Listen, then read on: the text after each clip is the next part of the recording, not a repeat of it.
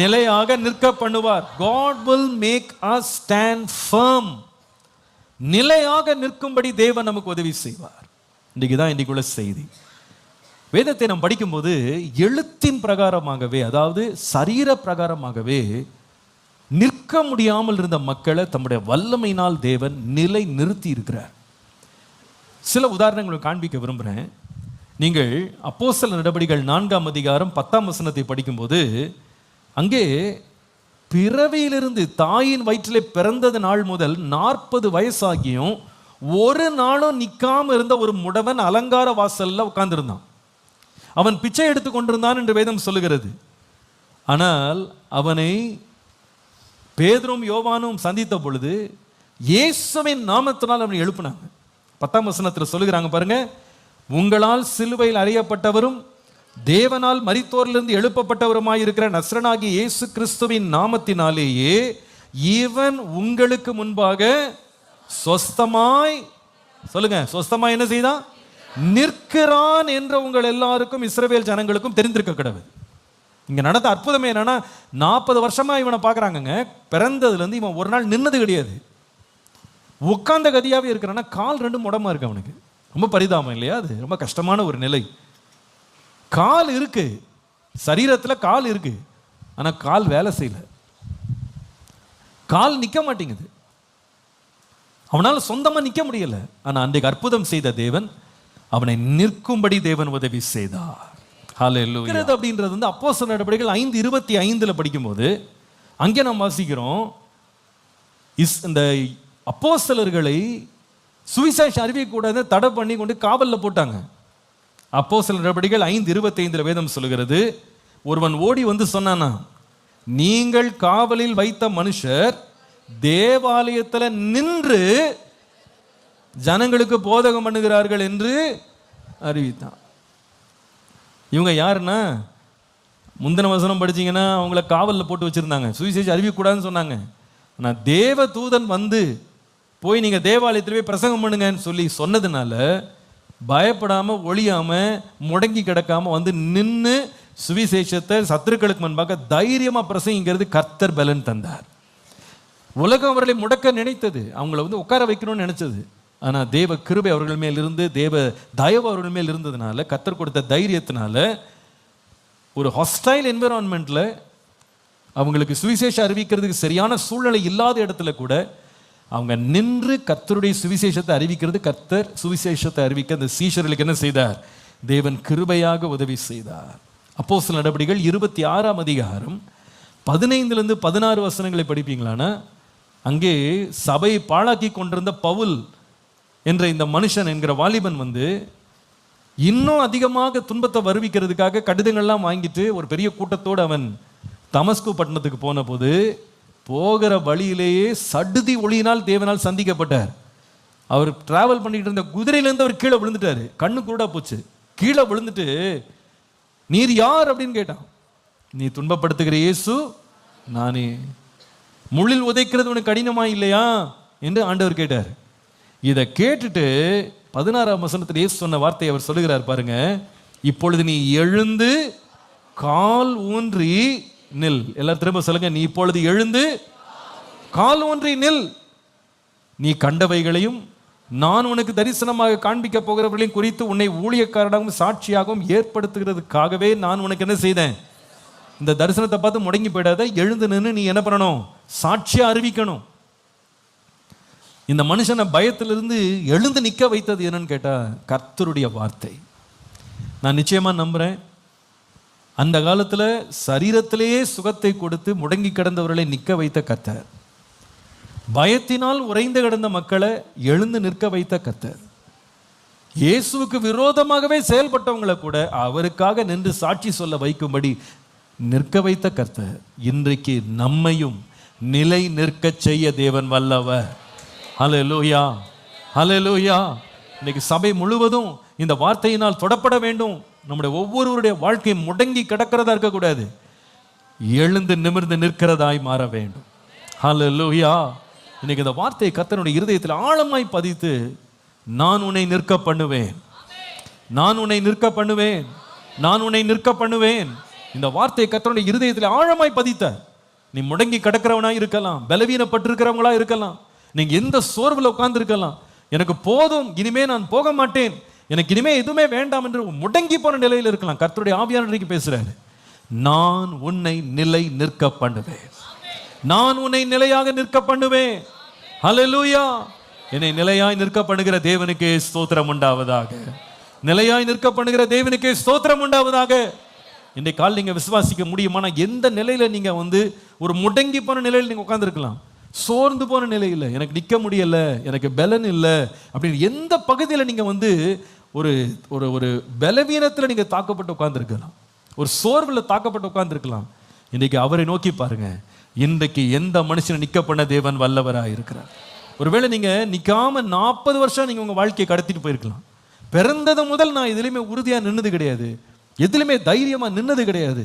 ஒரு மிரட்டலுக்கு பயந்து உட்கார்ந்துருவேன், ஒரு எதிர்ப்பை கண்டா நான் மிரண்டு உட்கார்ந்துருவேன். எனக்கு முன்பாக தேவன் வைத்திருக்கிற தரிசனங்களை நிறைவேற்றதுக்கு நிக்கிறதுக்கு எனக்கு தைரியம் கிடையாது. சொல்றீங்களா?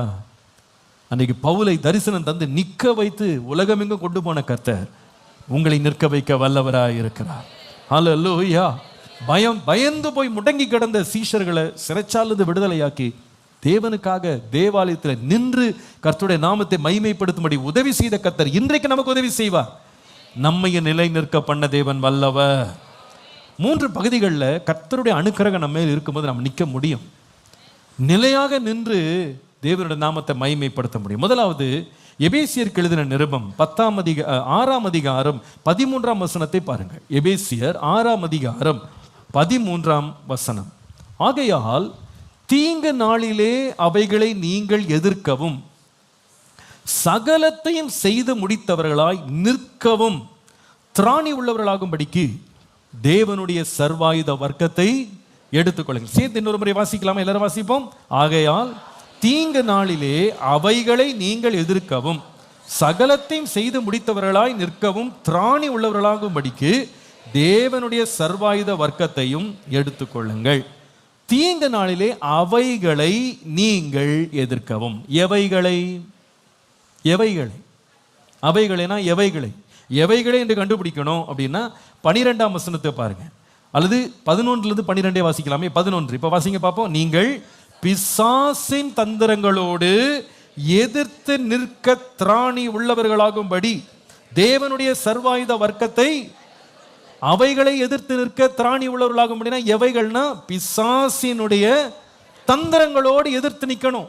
அதற்கு தந்திரங்கள்ல நீங்க விழுந்துராம எதிர்த்து நிற்கணும். ஏன்னா இந்த பிசாசோடு தான் நமக்கு போராட்டம் இருக்குன்ற 12ஆம் வசனத்தில் படிக்கிறோம் பாருங்க. 12 ஏனெனில் மாம்சத்தோடும் இரத்தத்தோடும் அல்ல, துரைத்தனங்களோடும் அதிகாரங்களோடும் இப்பிரபஞ்சத்தின் அந்தகார லோகாதிபதிகளோடும் வான மண்டலங்களில் உள்ள பொல்லாத ஆவிகளின் சேனைகளோடும் நமக்கு என்ன இருக்கு? மறந்துடாதீங்க, பிசாசானவன் ஒரு நாள் லீவு போடுறதே கிடையாது. நமக்கு தான் லீவு, ஹாலிடே, ஓய்வு நாள்லாம். அவனுக்கு ஒரு நாள் கிடையாது. அவன் எப்பவுமே எப்படி இருக்கிறான்னா வார் ஜோன்ல தான் இருக்கான். சண்டைக்கு ஒருத்தர் போயிட்டாங்கன்னா அவங்களுக்கு லீவ் இருக்குமா? எதிரிகிட்ட போயிட்டு நான் கொஞ்ச நேரம் தூங்கிட்டு வந்துடுறேன், இந்த நேரத்தை கொண்டு போடாதீங்கன்னு சொல்ல முடியுமா? சொல்லுங்க பார்ப்போம். ஒரே ஒரு பாட்டு மட்டும் கேட்டு வந்துடுறேன், கொஞ்சம் டிஸ்டர்ப் பண்ணாதீங்க சொல்ல முடியுமா? அல்லது 7 நாளாக தூங்கலைங்க, ரொம்ப டயர்டாக இருக்குது, இன்றைக்கி மட்டும் கொண்டு போடாதீங்க, நீங்களும் ரெஸ்ட் எடுத்துக்கிட்டு நாங்கள் ரெஸ்ட் எடுத்துக்கிறோம், தூங்கணும் சொல்ல முடியுமா? சொல்ல முடியாது. எப்போவுமே விழித்தான் இருக்கணும், எப்போவுமே விழிப்போடு இருக்கணும். எப்போ அவன் எதிர்ப்பான்னு தெரியவே தெரியாதுன்னா, இந்த எதிராளி எப்படி அவன் உட்கார்ந்துருக்கிறான் அப்படின்னா நாம் எப்போ கண் அசருவோன்னு பார்த்துக்கிட்டே இருக்கான். திருடர்கள் பார்த்தீங்கன்னா அவங்க எப்போ விழிப்பாக இருக்காங்க, நம்ம எப்போ சோர்வோமோ அப்போ தான் விழிப்பாக இருக்கு. அதனால தான் பொதுவாக திருடெல்லாம் எப்போ போகுதுன்னா நைட்டில் தான் திருடுவோம். ஏன்னா அவனுக்கு தெரியும் இந்த நைட் நேரம் என்ன செய்வாங்க, எல்லாரும் தூங்குவாங்கன்னு தெரியும். அதனால சோர்ந்து போய் எல்லாம் படுத்துருக்கிற நேரம் நம்ம அயர்ந்து தூங்கிட்டு நம்ம கனவு கண்டுக்கிட்டு இருப்போம். அவன் என்ன செய்வான், வீட்டில் இருக்க எல்லாம் நல்ல பொருட்கள் அவன் தூக்கிட்டு போயிடுவான் இல்லையா? ஏன்னா அந்த நேரம் நம்மளுக்கு காது வேலை செய்யாது, என்ன நடக்கும் கூட அந்த நேரம் கேட்காது இல்லையா? ஆனால் நம்ம விழிப்பாக இருந்து எடுத்துருப்போம், கண்ணை விட்டு திருடுறான் அவன். சில பேர் காலையிலே திருடு போகிறத பார்ப்பாங்க. எப்போன்னா மனதளவில் வெளிப்பாக இருக்க மாட்டாங்க, கண்ணு திறந்து தான் இருக்கும். ஆனால் மனதளவில் எப்படி இருக்க மாட்டாங்க, வெளிப்பாக இருக்க மாட்டாங்க. கடந்த ஆண்டு நினைக்கிறேன், கடந்த ஆண்டு அதுக்கு முந்தின ஆண்டு இங்கிலாந்து போயிருந்தேன் ஊழியத்துக்காக. அப்போது நான் கிளம்புறதுக்கு முந்தின நாள் வந்து பாஸ்டர் வந்து என்னை ஒரு ஹோட்டல் கூட்டு போய் சாப்பாடு கொடுத்து நாங்கள் எல்லாம் குடும்பமாக அவங்க குடும்பத்தோடு சாப்பிட்டுக்கிட்டு இருந்தேன். அப்போ சாப்பிடும்போது என் ஃபோனை வந்து இந்த பிளேட்டு பக்கத்தில் வைக்கிறது போல் ஃபோனை வச்சேன். பாஸ்டர் சொன்னார், அந்த ஃபோன் எடுத்து உங்கள் பாக்கெட்டில் வச்சுக்கிடுங்க பாஸ்டர்னாரு. ஏன் பாஸ்டர்ண்ணே? ஒரு கதை சொல்கிறேன்னாரு. அவர் ஒரு கொஞ்சம் மாதத்துக்கு முன்னால் புது ஃபோனா, எத்தனையோ ஆயிரத்துக்கு அவர் ஃபோன் வாங்கியிருக்கிறாரு, புது ஃபோன். அவர் சொல்கிறார், அப்போ தான் பாஸ்டர் வாங்கிட்டு கேஸ் கூட போடல பாஸ்டர், பிராண்ட் நியூ கார்டை போட்டு எல்லா டேட்டாவே லோட் பண்ணிட்டு எடுத்துகிட்டு வந்து இதே மாதிரி சாப்பிட்றதுக்கு நான் ஒரு ஹோட்டலில் வந்து உட்காந்து ஃபோன் அப்படி பக்கத்தில் வச்சுட்டு மெனு கார்டை வாங்கி ஆர்டர் கொடுத்துட்டு இருக்கும்போது ஒரு ஒரு ஒரு பெண்மணி உள்ளே வந்தாள். உள்ளே வந்து இவரை பார்த்து, ஐயா நான் ரொம்ப கஷ்டத்தில் இருக்கேன், ஏதாவது உதவி நீங்கள் செய்ய முடியுமான்னு கேட்டாலும். இவர் சரிம்மா உனக்கு என்ன பிரச்சனைன்னு விசாரிச்சுட்டு பாக்கெட்லேருந்து காசு எடுத்து அவளுக்கு கொடுத்தாராம். அந்த பெண் வந்து அப்போது இவருக்கு ஒரு பேப்பரில் அவளுடைய சில ஃபோட்டோஸ்லாம் காமிச்சிருக்கான், நான் இவ்வளோ கஷ்டத்தில் இருக்கேன்னு சொல்லி. சரிம்மா கவலைப்படாத அப்படின்னு சொல்லி இவர் உதவியும் செஞ்சுட்டு தொடர்ந்து மெனுவை பார்த்துருக்கிறாரு. திரும்பி பார்த்தா ஃபோனை காணும். என்னன்னு பார்த்தா அந்த பொண்ணு அந்த ஃபோட்டோவை காமிக்கிற பேப்பர் இருக்குது பாருங்கள், இவர்கிட்ட காமிச்சிட்டு இருக்கும்போது அந்த பேப்பர் கீழே ஃபோனை அப்படியே மறைச்சு அப்படியே எடுத்து உள்ள பாக்கெட்டில் போட்டு போயிட்டான். இது எங்கன்னா இங்கிலாண்டில். அப்புறமா நான் ஏன் ஃபோனை வெளியே வைக்க போகிறேன்? அதுக்கப்புறமா என் ஃபோனை வெளியே கண்ணிலே காட்டல. ஊர் வந்து சேர்ற வரைக்கும் பத்திரமா கொண்டு என்ன பண்ணணும், அங்கே ஃபோனுக்குன்னு காணாமல் போச்சுன்னா ஆளே தெரியாது ஊரில், ஏதாவது உனக்கு தொலைஞ்சு போன மாதிரி ஆயிரும், யார் நம்பரும் மனப்படமாக தெரியாது, எனக்கு மாட்டிக்கிடுவோன்னு சொல்லிட்டு பத்திரமா ஃபோனை கையிலே வச்சிருந்தேன். அப்போ திருடன் எப்படி திருடுறான்னா கண்ணை மட்டும் திருடுறான். நம்ம கொஞ்சம் அசர்வமானு பார்க்குறான். இந்த எல்லா திருடனுக்கும் பலே திருடன் ஒருத்தர் இருக்கான். அவனை ஆண்டவர் சொல்கிறார், இவன் திருடவும் கொல்லவும் அழிக்கவும் வருகிறான் அன்றி வேறு ஒன்றுக்கும் வரான். அவனுக்கு ஆண்டவர் வச்ச பேரே திருடன் தான். திருடர்களுக்கெல்லாம் பெரிய தலைவர் இவர் தான், பயங்கரமான திருடன். இந்த திருடன் எங்கேயும் புகுந்தான் அப்படின்னு கேட்டால் ஏதேன் தோட்டத்துக்குள்ளே புகுந்துருக்கான் பாருங்க. அந்த அம்மாட்ட பேச்சுவாக்கில் பேச வச்சு அப்படியே பேசி பேசி பேசி ஆசை வார்த்தை சொல்லி மொத்தத்தையும் களவாடிட்டு ஓடிட்டான். எல்லாம் திருடு போன பிறகு தான் இந்த அம்மா கண்ணு திறந்துருக்குது. ஐயோ ஐயோ மொத்தத்தையும் வாரிட்டு போயிட்டானே, எல்லாம் திருடிட்டு போயிட்டானே. நல்லா தேனொழுக பேசினா, நல்லா பேசினா, நல்லா ஃப்ரெண்டு மாதிரி பேசினா, நமக்கு நன்மை செய்கிற மாதிரி பேசினா, நமக்கு ஏதோ பெரிய ஆசீர்வாதம் கொண்டு வர்ற ஏஜென்ட் மாதிரி பேசினானே. ஒரு பழத்தை சாப்பிட்றதுக்குள்ள எல்லா மகிமையும் போயிடுச்சு, எல்லா நிறைவும் போயிடுச்சு. அன்றைக்கு மாத்திரம் இல்லை, இன்றைக்கு அவன் வஞ்சிக்கிறவனாக இருக்கிறான். வேதம் சொல்லுது, இவனுடைய தந்திரங்களுக்கு விரோதமாய் நிற்கிறதற்கு நீங்க திராணி உள்ளவர்களாகும்படி சர்வாயுத வர்க்கத்தை என்ன பண்ணுங்க, தரித்து கொள்ளுங்க. ஏன்னா இந்த பிசாசுனுடைய தந்திரங்கள்ல நம்ம மடிஞ்சிடக்கூடாது, விழுந்துடக்கூடாது, நம்ம நிக்கணும். பிசாசு எப்படிப்பட்டவன்னா நம்முடைய வீக் ஸ்பாட்டை பார்த்துக்கிட்டே இருப்பான். கவனிங்க, நம்ம எல்லாருக்குமே ஒரு வீக் ஸ்பாட் இருக்கு. எல்லாருக்குமே நம்ம லைஃப்ல வந்து நீங்க பார்த்தீங்கன்னா எல்லாத்துலேயுமே நம்ம பலசாலிகள் கிடையாது. ஏதோ ஒன்றில் எப்படி இருப்போம், பலவீனமாக இருப்போம். அதுதான் அவனுக்கு தேவை. சில வேளையில் சில நல்ல காரியங்கள் கூட நமக்கு பலவீனமாக மாறிடும். சில பேருக்கு ஒரு இரக்க குணம் இருக்கும், அந்த இரக்க குணத்தை தான் திருடன் பயன்படுத்துவான். சில பேர் ரொம்ப வெகுழியாக இருப்பாங்க, ரொம்ப இன்னசென்ட்டாக இருப்பாங்க பாருங்க, அதை தான் அவன் பயன்படுத்தும். சில பேருக்கு ஒரு பயம் இருக்கும், அதுதான் அவங்களுடைய பலவீனம், அந்த பயத்தையே அவன் பயன்படுத்தும். சில பேர் ரொம்ப அன்பா இருப்பாங்க, அதையே அவன் பயன்படுத்துவான். எது நம்முடைய பலவீனமோ அந்த எந்த இடத்துல நம்ம வந்து கொஞ்சம் கூட நம்ம யோசிக்காம கவனிக்காம நம்ம ரொம்ப ஃப்ரீயா இருக்கோம் பாருங்க, அங்கதான் அவன் பிடிப்பான். பொதுவாக திருடர்கள்லாம் எப்படி ஒருத்தனை வசப்படுத்துவான்னு கேட்டால், எந்த இடத்துல நம்ம கார்டெல்லாம் விட்டுட்டு, அதாவது நம்முடைய எதிர்ப்புகளை எல்லாம் விட்டுட்டு நம்ம உஷாரா இல்லாமல், இது நம்ம இடம் தானே, நமக்கு தெரிஞ்ச இடம் தானே, பாதுகாப்பான இடம் தானே, நம்ம பழக்கப்பட்ட இடம் தானே, நம்ம கொஞ்சம் கூலாக இருக்கோம் பாருங்க, அங்கே தான் அவன் பிடிக்கிறான். அங்கே தான், அதுதான் அவன் பார்த்துக்கிட்டே இருக்கான். Is always watchful. இந்த பிசாசுக்கு எதிராக நாம நிக்கணும். எதிர்த்து என்ன செய்யணும், நிக்கணும். பயந்துடவும் கூடாது, ஓடிடவும் கூடாது, நாம நிக்கணும். நாம வந்து நின்று எதிர்த்து நிற்போம். ஆனால் வேதம் சொல்லுது, பிசாசுக்கு எதிர்த்து நில்லுங்கள், அப்பொழுது அவன் உங்களை விட்டு, ஆமா, நம்மகிட்ட திருடிட்டு ஓடுறதுக்கு முன்னாடி நாம எதிர்த்து நின்றணும். நின்னாதான் அவன் என்ன செய்வான்? ஓடுவான். பொதுவாகவே திருடர்களுக்கு ஒரு பயம் இருக்கும் இல்லையா? அரண்டவனுக்கு இருண்டதெல்லாம் பேயின்வாங்க. அந்த மாதிரி அந்த திருடனுக்கு ஒரு பயம் இருக்கும். நமக்கு யார் திருடன் தெரியாதுன்னு அவனுக்கு தெரியும், தான் தான் திருடன். அதனால யாராவது அவனை முறைச்சு பார்த்தாலே அவனுக்கு என்ன தோணும்? நம்மளை கண்டுபிடிச்சிட்டாங்களோன்னு பயந்துட்டே இருப்பான். கொஞ்சம் எதிர்த்து நின்னா போதும், ஓடியே போயிடுவான், அந்த இடத்துல இருக்க மாட்டான். இந்த நாய் மாதிரி, இந்த நாய் பார்த்துருக்கீங்களா? சும்மா போனீங்கன்னா அது விரட்டிக்கிட்டே இருக்கும். எங்கள் தெருவில் ஒரு நாய் இருக்குது. இன்னைக்கு காலையில் கூட அதை பார்த்தோம். நான் எப்போல்லாம் வண்டி எடுத்து அந்த தெரு வழியாக போகிறேனோ அதுக்கு என்ன துரோகம் பண்ணேன்னு தெரில, அது என்னை பார்த்தாலே அது ஒரு 20 அடி பின்னாடியே குலைச்சிக்கிட்டு வந்துட்டு அதுக்கம்மா ஓடிப்போம். நல்ல வேளை 4 வீலர் இருக்குது, அதனால பிரச்சனை இல்லை. பைக்கில் இருந்தால் என் பாடு என்னன்னு தெரியல. என் மேலே அப்படி ஒரு அன்பு அதுக்கு. காலையிலேயே பிரைஸ் லாட் போட்டு தான் வரவேற்று தான் வரும். இன்னைக்கு கூட காரில் எல்லாம் சிரிச்சுட்டே வந்தாங்க, எப்படி இது எழுச்சி வருதுன்னு. கரெக்டாக உட்காந்துருக்கும் அந்த இடத்துல. ஆனால் நான் பார்த்துருக்கேன் சில பேர் இந்த மாதிரி எதிர்த்து வரும்போது அது பின்னாடி குலைச்சி எழுத்து நின்னாங்க வச்சுக்கிடுங்களேன், எந்த வேகத்தில் வந்து அதே வேகத்தில் என்ன பண்ணிடும்? ஒரே ஓட்டம். பிசாசம் அப்படி தான் நம்மகிட்ட பார்க்குறான். நம்ம எதிர்த்து நிற்கிறத பார்த்தா அவன் நம்ம விட்டு ஓடியே போவான். அதுக்கு விசுவாசி என்ன செய்யணும்? எதிர்த்து நிற்கணும். அது எதிர்த்து நிற்கிறதுக்கு என்ன தேவை அப்படின்னா ரொம்ப முக்கியமானது அங்கே போட்டிருக்கு, சர்வாயுத வர்க்கத்தை நீங்கள் தரித்துக்கணும். இந்த சர்வாயுத வர்க்கத்தை பற்றி எழுதியிருக்கு பாருங்க, 13ஆம் வசனம் படிங்க. அது ரொம்ப முக்கியமான வார்த்தையை விட்டுறக்கூடாது. சகலத்தையும் வாசிங்க. தீங்கு நாளிலே அவைகளைன்றது இந்த பிசாசுடைய தந்திரங்களை எதிர்க்கவும் சகலத்தையும் செய்து முடித்தவர்களாய் நிற்கவும் திராணி அல்லது பலம் உள்ளவர்களாய் இருக்கிறதற்கு யாருடைய சர்வாயுத வர்க்கம்? அல்லேலூயா. இது என்னுடைய ஆயுதம் கிடையாது, தேவனுடைய சர்வாயுத வர்க்கம். It is the armour of God. நம்முடைய ஆர்மர் கிடையாது. மாம்சத்தின்படி நம்ம வந்து ஆயுதங்கள் எடுத்துட்டு அவன் முன்னாடி நின்று அவன் பயப்படவே மாட்டான், கொஞ்சம் கூட அசரவே மாட்டான். அவனை எதிர்க்கிறதுக்கு என்ன தேவைன்னா தேவனுடைய சர்வாயுத வர்க்கம் தேவை. பிரியமானவர்களே, பிசாசனுடைய தந்திரங்களோடு எதிர்த்து நின்று நம்ம உறுதியாக நிற்க வேண்டுமானால் முதலாவது, if God has to make you stand firm, அவருடைய சர்வாயுத வர்க்கங்களை நாம் ஏற்றுக்கொள்ள வேண்டும். தேவன் இந்த சர்வாயுத வர்க்கங்களை நமக்கு தந்திருக்கிறார்.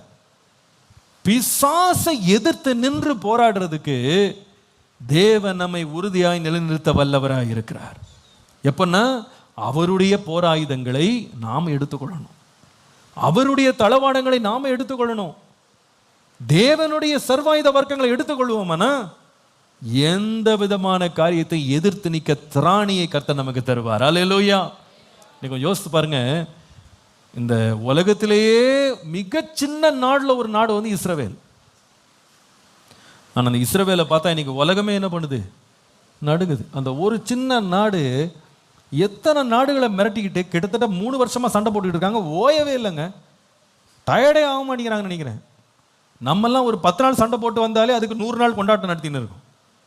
அவங்க பார்த்தீங்கன்னா 3 வருஷத்துக்கு மேலே தொடர்ந்து சண்டை, எந்த நேரம் குண்டுமலை பொழியும்னு தெரியாது, ஆனால் சோர்ந்து போகாமல் நிற்கிறாங்க. எப்படி இவங்களால் நின்று பிடிக்க முடியுதுன்னு சொன்னால் அவங்களுக்கு அமெரிக்கான்ற ஒரு நாடு என்ன பண்ணுதுன்னா பேக்கிங்.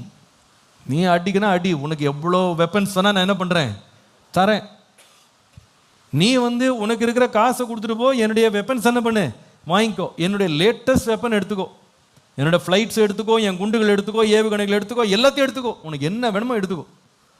இப்போ அவங்களுக்கு என்ன வந்துருச்சுன்னா வந்து பாரு நிற்கிறாங்க. என்ன தைரியங்க அவங்களுக்கு!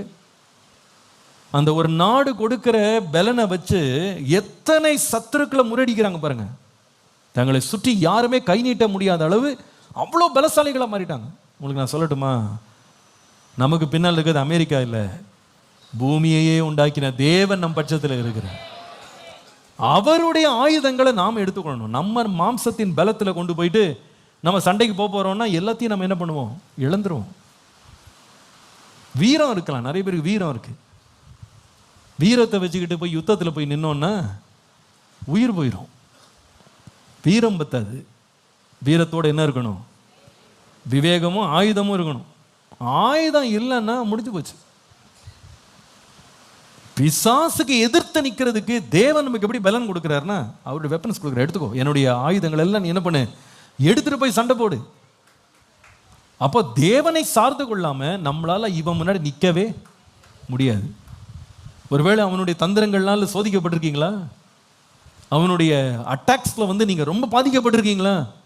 பாஸ்டர் இவன் என்ன ரொம்ப தொந்தரவு பண்றான் பாஸ்டர், என்னுடைய மைண்டை ரொம்ப தொந்தரவு பண்றான், என்னுடைய செயல்பாடுகளில் ரொம்ப தொந்தரவு பண்றான், தேவனுடைய கிரியைகளை செய்ய முடியாதபடி என்னை ரொம்ப தடுக்கிறான், அவனுடைய பேச்சுகள் அவனுடைய கிரியைகள் என்னை ரொம்ப சோதனைக்குள்ள மாற்றுது, என்னால் கர்த்தருக்குள்ள நிற்க முடியல, என்னால் நின்று பிடிக்க முடியலன்னு சொல்றீங்களா?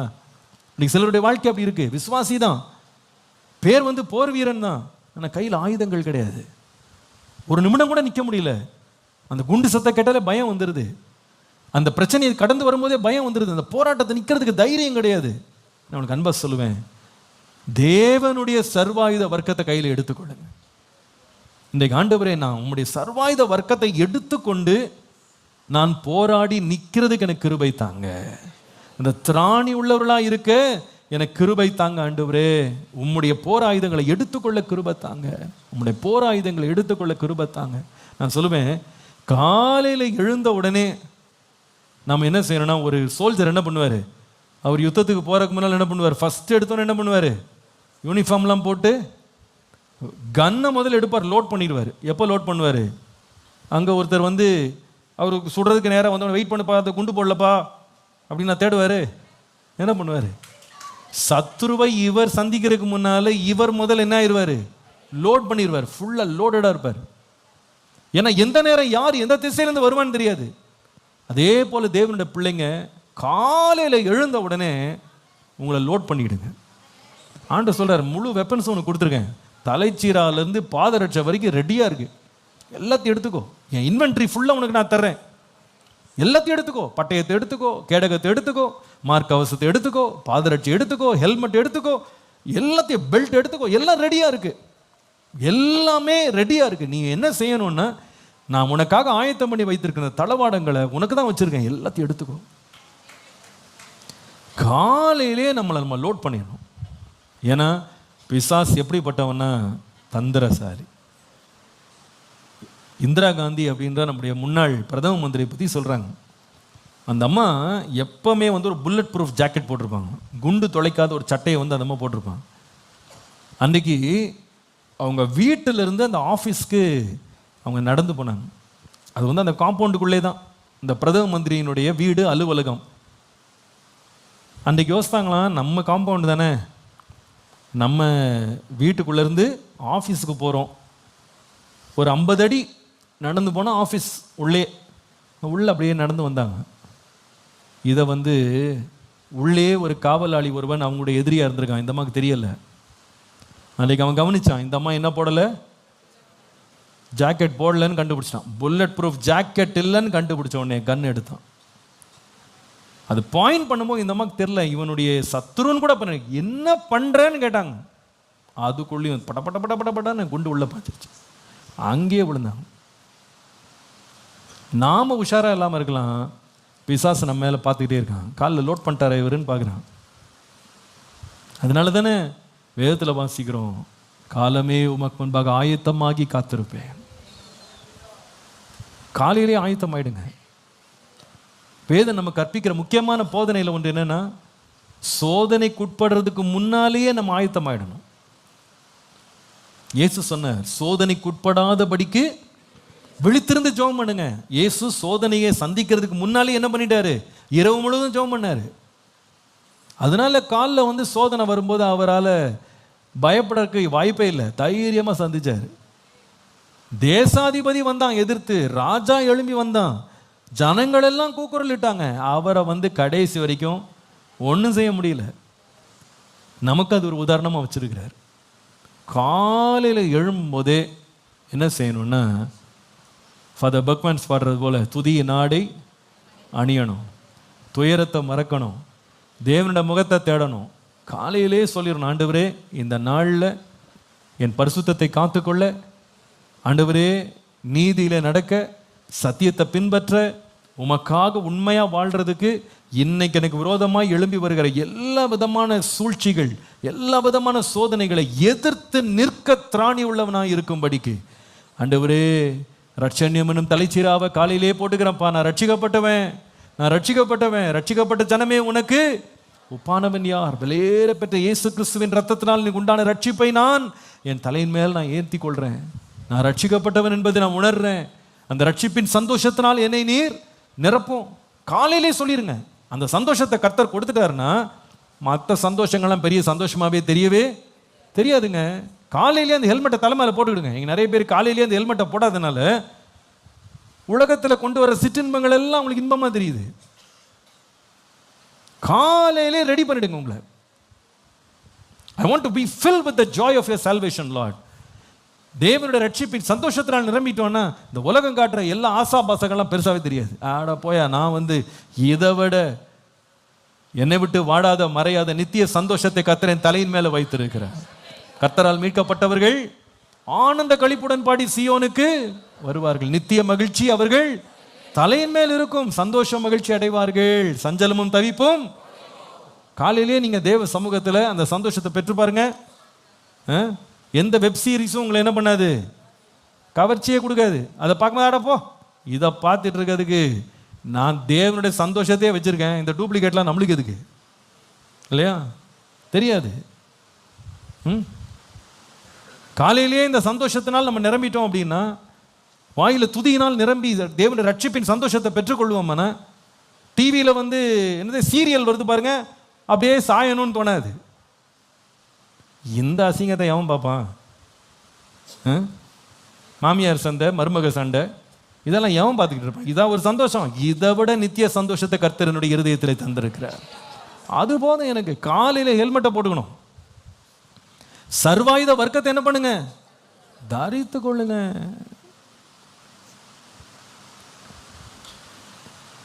ஆண்டவரே, எனக்கு நீங்க நிக்க வைக்கிறதுக்குனே எனக்கு கொடுத்துருக்கிறீங்க, அதுக்கு உங்களுக்கு ஸ்தோத்திரம்ப்பா. காலையில் எழுந்தவொடனே எப்படி எழும்பணும்னா, நோக்காட்டு சொல்லிக்கிட்டே எழும்பக்கூடாது.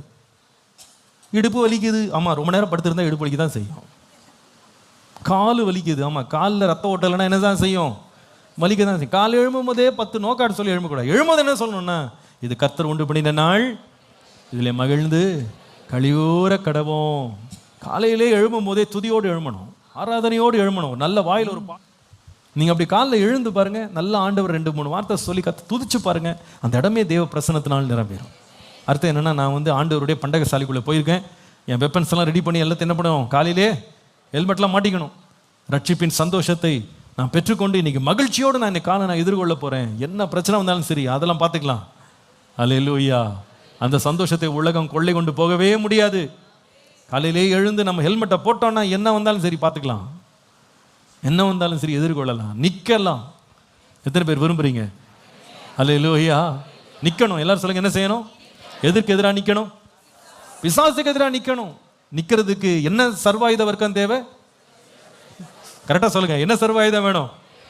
தேவனுடைய சர்வாயுதம் வேணும். சொல்லுங்க, தேவனுடைய சர்வ ஆயுதங்கள் நமக்கு தேவை. அந்த ஆயுதங்களை தலையிலேருந்து கால் வரைக்கும் ரெடி பண்ணி மாட்டிக்கிட்டோம்னா அதுக்கப்புறமா தைரியமாக போகலாம். எதை பற்றியும் கவலைப்பட வேண்டிய அவசியம் இல்லை. காலையிலே ரெடி பண்ண எனக்கு கிருபை தாங்க ஆண்டவரே. ஹல்லேலூயா.